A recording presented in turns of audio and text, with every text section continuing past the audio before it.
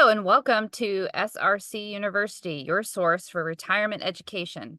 My name's Tara Kendrick and I'm here with Bill Witt, and our topic today is maximizing your Social Security, and we're so glad you're here. So we created SRC University to be a great source for retirement education. We wanted to make the sessions short, so they're about 30 minutes long. The nice thing is they're available on your schedule. So you can just go on our website at srctexas.com and click on them at any time and listen to them as you need to. A lot of the topics that we cover in SRC University are also included in our book, and you can download our book for free on our website, or you can email us and we'll send you a free copy. And our ultimate goal is to create a safe, secure retirement for people. And at this university, there's no final exam. So at Senior Resource Center, we help in 4 distinct ways. First, we do comprehensive retirement planning, and that includes looking 20 and 30 years in the future to make sure you don't outlive your money and trying to find ways to create and generate additional income and whatever you need to make your life comfortable in retirement. We also do tax planning, not tax prep, and just find ways to help pay less tax in retirement. We do a lot of long-term care planning, and that includes protecting assets and preserving assets by using federal and state programs. And finally, we do estate planning, and that's where we just make sure that that you have the right legal documents in order, whether it's for now or in the future. Okay, so I'll just read a short disclaimer. Everyone's situation is unique. Actual results will vary. Historical performance does not guarantee a future performance. And if Congress does not address the solvency of Social Security, future benefits may be reduced. Any reforms implemented by Congress could reduce future benefits. Okay, with that, I'm going to hand it over to Bill. Thanks, Tara, and welcome everybody to this very important webinar on a very important topic, which is Social Security. So I like to start out with a question, and why is retirement planning more important today than ever before? The simple answer is 2 things: longevity and risks. We're living much, much longer. And by living longer in retirement, it means our money has to last longer so we don't outlive it. We have to have money to live on as we age. And second, there's just a myriad of risks, whether it's medical expenses, long-term care expenses, taxes, overspending, scams. There's just a lot of ways that our financial solvency can be undermined. And so we want to plan ahead for that. And kind of related to that, this basic problem is a related problem, which is Social Security is not as simple as many people think it is. We kind of grow up thinking, well, I work, I contribute, and then at some point I claim it. But you're going to find out today that there's a lot more options and complexity with Social Security that we try to help out. In our process, Tara mentioned we build 30-year retirement plans. Well, we start out with a simple formula. We go, what is your lifestyle budget? How much money do you need monthly to live comfortably? We index that number for inflation because we know it'll go up over time. Second, we look for strategies to maximize Social Security. We subtract your Social Security benefit from your lifestyle budget. Usually there's a shortfall, and then we help our clients take a portion of their savings and convert it into programs that'll generate guaranteed lifetime income that increases to cover the shortfall. And so our clients are essentially cash neutral in retirement. They don't care what the stock market is doing, going up or down. They don't care about interest rates because they've built a foundation in retirement that supports their lifestyle.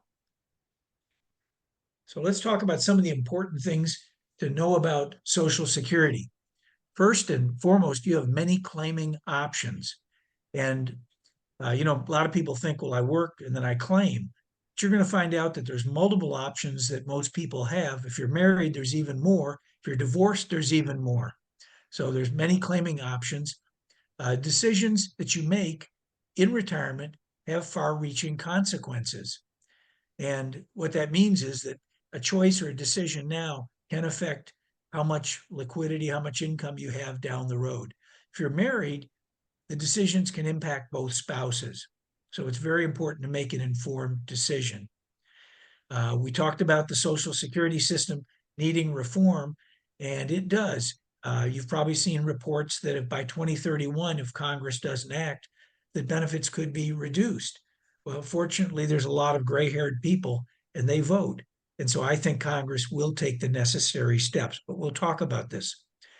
And last but not least, Social Security does not provide financial counseling.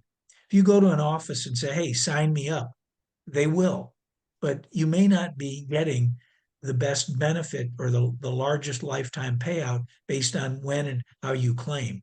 And so we want to explain that, educate so that you can make an informed decision. Well, will Social Security be there for me and you? The answer is it should be. And there are a number of reform proposals that Congress is studying to increase the solvency of Social Security. Uh, Today, if you earn $168,600 in 2024, that income is all subject to contributions to Social Security. But if you make 200 or 300 at 168, you stop contributing to Social Security. So one of the options is let higher income individuals contribute more to increase the solvency of Social Security. Another option is they're talking about increasing the full retirement age. We'll talk about this more in detail, but your full retirement age is somewhere between 66 and 67. And there's talk about, since we're living much longer, why not raise it to 68, 69, 70? That would improve solvency. They could lower benefits for future retirees. They could also escalate benefits based on increases in consumer prices rather than wages, which is another way of saying they could adjust cost of living adjustments and increase the solvency of Social Security. I believe Congress will take the appropriate action, and we got to stand by and watch. So the first important insight about Social Security, it's one of the sources of income, unlike a lot of pensions, that's increased for inflation. It's inflation protected income that's lifetime. You've paid the premium, so you want to get the best result from the money you've paid in. And so we want to maximize this inflation adjusted source of lifetime income. And so it's income you can't outlive. Let's say your monthly benefit is $2,000 to $2,000 today monthly. Well, over 10 years, it's paid out $270,000. You know, a lot of people think, well, Social Security isn't real important. No, it's very important. If you live 20, 30, let's say 30 years, a person receiving $2,000 today would receive over $1 million in lifetime benefits. That's a lot of money. It's also adjusted for inflation. And just to give you an idea on this, let's say you start out with a $2,000 benefit. And let's say cost of living increases are 2.6% a year. In 10 years, your benefit's grown to $2,585. If you make it 30 years, your benefit is more than doubled. You're up to $4,320. So since we know everything's going to get more expensive in the future, let's find a way to maximize our Social Security benefit. So how much can I expect to receive? Well, that is based on a number of factors. It's based on how much you earned over your working career. It's based on the age at which you apply for benefits. And then this is where it gets interesting. It's based on the benefits you claim. There are actually 3 different benefits: individual, spousal, and survivor. And we'll explain each one of these. If you're looking at individual benefits, I'm a working guy. Well, my benefit is based on my highest 35 years of earnings. And those are averaged. And then they apply what are known as bend points, where they give me maximum credit for the first third I earned in 1 year. I get a little less credit for the next third. In the final third, I only get minimal credit. But once again, highest 35 years of earnings apply, and they help determine it. And the benefit amount, that is how much income it can be contributed to Social Security, is increased each year. It's up to $168,000 now. So when should I apply for benefits?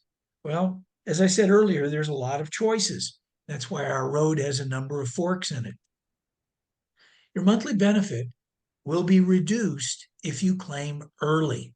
We're going to talk about claiming early, claiming at full retirement age, and then claiming delayed benefits. And we're going to see how that affects how much you get paid. How much you get can also be reduced by taxes, Medicare premiums, and most importantly, benefits could be withheld if you're working. Some of the factors that play into making a claiming decision, obviously health and life expectancy are important. If a doctor says, Bill, you've only got a few years to live, waiting to claim a higher benefit might not be in your best option. It might be better to take the money now and, get what you can get. It can also be dependent on your need for income. If you've stopped working, oftentimes you need income to replace what you were taking home. And so Social Security is not optional. You need to get it. Uh, the choice is often based on whether you plan to continue to work, and it also can impact spousal or survivor benefits in the future. We're going to talk about how what you claim can affect a spouse or a divorced spouse, a surviving spouse. So I've used the term full retirement age. Let's dig down a little bit further and look at what that is. For many people, me included, my full retirement age was 66. But Congress adjusted it starting in 1955, and they allowed the full retirement age to grow 2 months at a chunk up until 1960, when for people born 1960 and later, the full retirement age is 67. So, how does claiming at full retirement age or before or after affect what I'm going to get? Well, this chart shows it. Let's say my full retirement age is 66 and I claim as early as 62. I'm going to start out with 75% of the benefit I would have received at age 66. When you start with a smaller number, it stays smaller, even if it's indexed for inflation. What if I'm age or my full retirement age is 67? Well, then if I claim as early as 62, I'm starting out at 70%. So claiming early always reduces benefits. What if I don't claim at full retirement age? I claim later. What if I apply after my full retirement age? Well, there's a benefit for waiting, and the benefit is an 8% annual increase in benefits in the years after my full retirement age up to age 70. That's the maximum.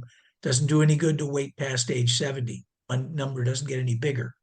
So if my full retirement age is 66 and I wait 4 years to claim, which is what I did, I started out at 132% of my benefit. What if it's my full retirement age is 67? By waiting 3 additional years, I started out at 124%. Now, here's the important thing. Take a small number or a bigger number. If you index both of those with 3% inflation, the bigger number is going to grow faster. The gap widens. Put in a graphical form, this chart is in our book, and it shows the impact of claiming at 62, 67, or 70. And what we're looking here is the cumulative lifetime payout. And what you'll see is, interestingly, the lines cross at around age 78. What this tells us, what question I often ask the people that come to visit, I go, do you think you'll live past age 78? They go, well, yeah, I probably will. Well, if you do, you'll get more cumulative lifetime earnings the longer you delay your Social Security benefit. So how can I maximize my benefits? Well, there's a number of things to look at. The first is we want to examine our earnings history. You can go to socialsecurity.gov, my statement, or ssa.gov, my statement, and you want to check to see that it has an accurate history of all of your working years. Are there any missing years? If there are, you can ask the IRS to pass that data over to Social Security to improve your record. What about working longer?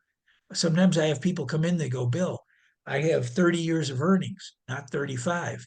Well, by putting in another 5 years, you're not only earning money as you move, as you get older, but you're also increasing the lifetime payout that'll come from your Social Security check. What if you're working? Well, this is an important one.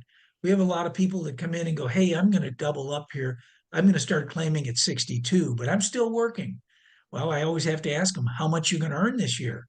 In fact, if you look at the years leading up to the year before full retirement age, let's say my full retirement age is 67. So at age 62, 63, 64, 65, if I earn more than 22,320, for every $2 I earn, they take $1 away. So sometimes it doesn't make sense to claim early because I wouldn't get any benefit. Now, the year before full retirement age, they raised the limit up to 59,520. And there, for every $3 I earn, they take $1 away. So just realize, and benefits will be readjusted at full retirement age. If you claimed at 62 but are earning 100,000 a year, you're probably not going to get any Social Security benefits. But at your full retirement age 67, they will then readjust it because for what they didn't pay you. To avoid the earnings test, it's always a good idea to wait until full retirement age. Now, after full retirement age, you can earn as much as you want. So if your full retirement age is 67 and you claim at 67 and you're earning hundreds of thousands of dollars, they pay you your full benefit. What about taxation? Well, when President Roosevelt created Social Security, it was supposed to be a tax-free source of income. That changed in 1983 under President Reagan. He allowed up to 50% of our Social Security income to be taxable. President Clinton did it one better in 1993. He raised it up to 85%. So you take a formula, it's provisional income, adjusted gross income plus 1/2 of your Social Security benefit plus tax exempt interest. If you're married and that number's over 44,000, 85% of your Social Security income is subject to taxation. What if you're single? Well, if that number is over 34,000, up to 85% is subject to taxation. The problem with this little chart is these numbers haven't changed in 20 years. They're not increased annually for inflation. So more and more people are getting taxed on their Social Security when they claim. So key points to remember. We've already touched on this, but if you apply early, your benefit starts lower and stays lower the rest of your life. Cost of living magnifies the impact of early or delayed claiming. Remember, I said big number grows faster with the same amount of inflation than a smaller number. The longer you live, the more beneficial it is to delay benefits. Not later than 70, but if you can wait till 70, you're going to maximize what you receive. Your benefit may be taxed and reduced to cover your Medicare premiums, and delaying benefits may give a surviving spouse much more income down the road. Tara said earlier, we help build 30-year retirement plans. We are retirement planners, not retirement advisors. And there's a difference. An advisor can tell you where you're at today. We're planners. We look into the future and we can tell you where you'll be financially. You're building a model 10, 20, 30 years into the future. And this is where it's important. Oftentimes people don't know the impact of claiming Social Security now on their surviving spouse. We can show them exactly what it is. So insight number 3, for couples, you should always maximize the higher earner's benefit to protect the surviving spouse. So usually in a couple's relationship, one has higher earnings than the other, which means the higher earnings spouse, if they can delay longer, not only will they get more over their lifetime, but their surviving spouse will get more too. Because when you're a couple, the surviving spouse steps up to the higher of the two benefits. So we've talked about individual benefits. Let's touch on spousal benefits a little bit. What is a spousal benefit? It says that a spouse, maybe that has low earnings history, can claim half of their higher earning spouse's full retirement age benefit if they wait until their full retirement age to claim. So here's a simple example. John's full retirement age benefit is $2,000. Jane's is only $800. But if Jane applies at her full retirement age for spousal benefits, she actually gets $1,000. So this is the second option. claim on your own work history, get what you've individually earned, but you also have the option of claiming spousal, and you'll get up to 50% of what your spouse's income would be at their full retirement age. So rules for spousal benefits. The other worker must have filed for benefits. So if my wife wants to file against my benefit, I have to be on claim. The spouse must be at least 62 to receive spousal benefits, but once again, they're reduced if they claim before full retirement age. So instead of getting 50% of my full retirement age benefit, if my wife were to claim at 62 or 63, she's going to get a reduced spousal benefit. And there's no advantage to delaying filing for spousal benefits after full retirement age. For the primary breadwinner, there is. He or she is going to get more money, but spousal benefits max at half of the spouse's full retirement age benefit. So how do we coordinate spousal benefits? And this is where having important software really pays off. We're affiliated with an organization known as Horse's Mouth. Strange name, but wonderful company. They're one of the top consultancies on Social Security benefits in the country. And they have software that allows us to show our clients what their lifetime benefit would be if they claim at 62, at 67, or at 70. What if they claim spousal now and then switch to a different benefit later, a survivorship benefit? The models allow us to look at a lot of different options. We don't tell people when to claim. We show them how much they will get based on when they do claim. So here's where it gets even more complicated, and we're trying to keep it simple. Widowers and divorced spouses have a whole range of additional benefits. They may be eligible for survivor benefits, divorced survivor benefits, divorced spousal benefits, and each of these options can increase their monthly check. So on survivor benefits, there's two key factors. When did the primary breadwinner, when did they claim? If they claimed early, they're reducing not only what they get, they also reduce the amount of the available survivor benefit. And then secondly, when did the survivor claim? Did they claim before or after full retirement age? If they claim at full retirement, they get the full survivor benefit.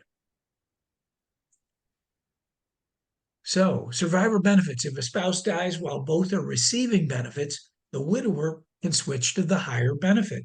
Joe and Julie are married. Both are over full retirement age. Julie's benefit is $2,000. Joe's is $1,200. Julie dies. Joe notifies Social Security, and his $1,200 benefit goes away, but he assumes the $2,000 survivor benefit. So the surviving spouse always steps up to the higher of the two benefits.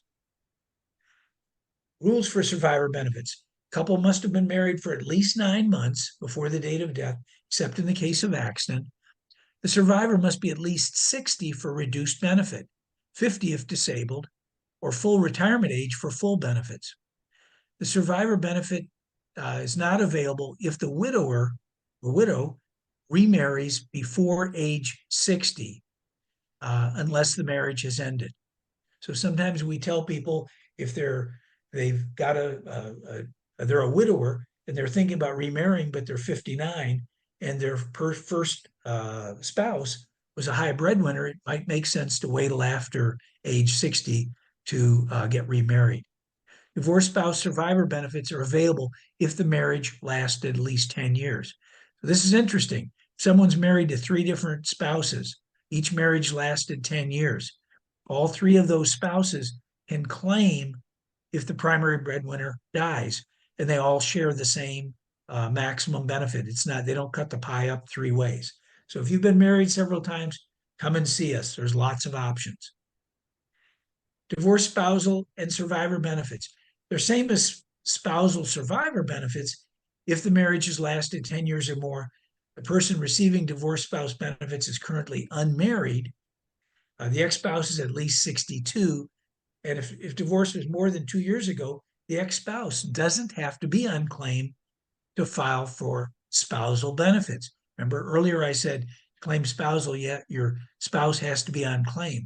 That's not true if the divorce took place more than 2 years earlier. There's just the ex-spouse just has to be at least 62 years old. So what can Social Security do and what can't they do? They estimate individual benefits. They can tell you the amount you are entitled to right now. They can't project future benefits through scenario planning because they don't know what future inflation is going to be. And they can't help with innovative strategies designed to maximize benefits. If you go in and say, I want to sign up, they'll sign you up. They don't counsel. And this is actually one of the shortcomings that was cited in a recent survey of and review of Social Security employees. They do a good job administrating, they just don't advise well.